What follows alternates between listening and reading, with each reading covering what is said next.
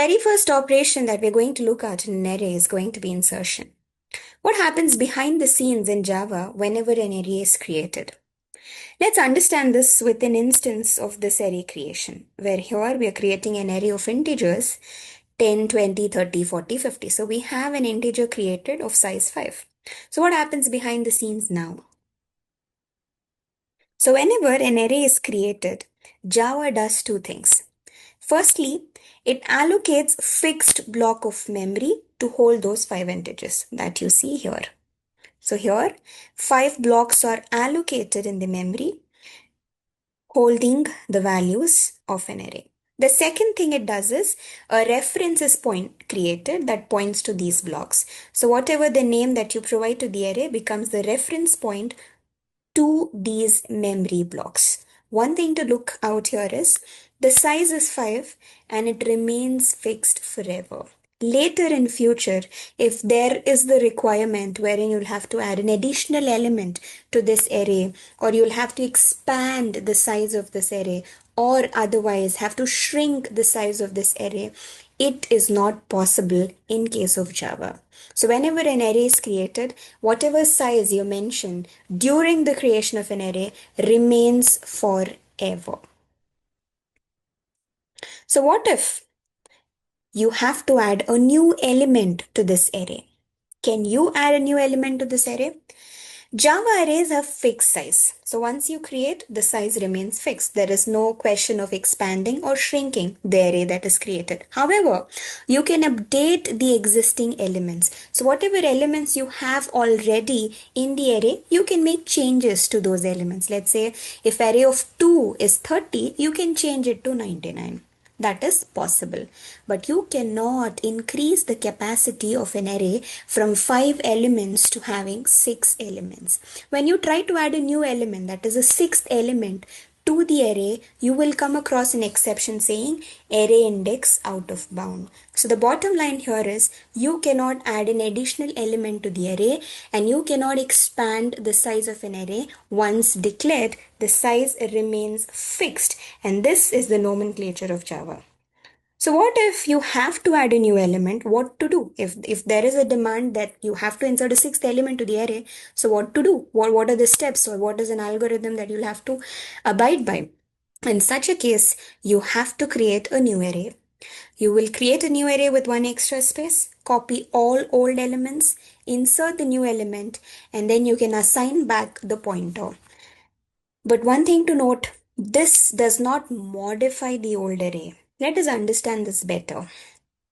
Initially, you had an array which was pointing to 5 blocks, 10, 20, 30, 40, 50. But now, since you wanted an extra element to be included in the array, and which is not possible with an existing array according to Java standards, so in such a scenario, you will have to create a new array. This time, the size of an array is going to be 6, and it will have 6 elements. Alright, but what do we do now? We're copying all the elements. That is, we're again adding 10, 20, 30, 40, 50, and in addition to that, you're inserting the new element as well at the end. But now, what are you doing? You are just breaking this link and assigning or establishing this link with the new array. That is, you're making the old array point to the new array so that you can use the same name across. Instead of again introducing a new name, the second operation that we're going to look at is deletion in an array. Here also the concept remains the same, because in Java again the arrays have fixed size like we discussed in the previous slides. Once you declare an array, you can neither shrink it nor expand its size. So if you want to delete an array, if you want to delete an element from an array, you'll have to follow the same procedure that we did earlier. That is, we have to create an array one size smaller, copy all the elements except the element that we want to delete. So how we used to create an array for insertion. So to insert an element, we used to create an array one size bigger because we had to introduce a new element. But here it's the opposite, where we'll create a new array that's one size smaller and then do the copying of the elements. So if you want to delete an element which is residing at index 2, then we create a new array that's one side smaller, make use of a for loop, copy all the elements except for the element which is at index 2, because we don't want that element to be introduced into the new array. And boom, we print the new array and the element is deleted. So in both the cases, whether you introduce a new element or you want to take off a particular element from an array, we cannot do so directly, but rather we have to create a new array accordingly and adjust the elements, because Java arrays have fixed size. Once you declare them, you cannot expand or shrink their sizes. So if this was your original array 10, 20, 30, 40, 50, then if you see 30 index 2, the element is gone. So the new array that you create will no longer have the element 30. Rather, it is just going to be 10, 20, 40, 50. So you may come across this question.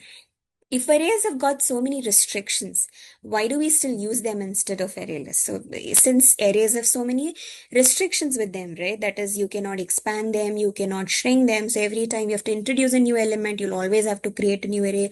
You delete an element, you have to create an array. Then why are we using arrays? Why are we using arrays?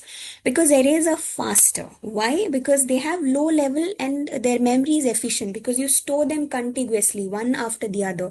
So even if you have to retrieve them, it is very simple. In terms of speed and performance, arrays are very fast. And what most of times what we want is speed and performance only. So that is why we make use of an array, because of its speed and its performance. And why its speed and performance is at a higher scale, that is because its memory management is really good, because we have contiguous storage.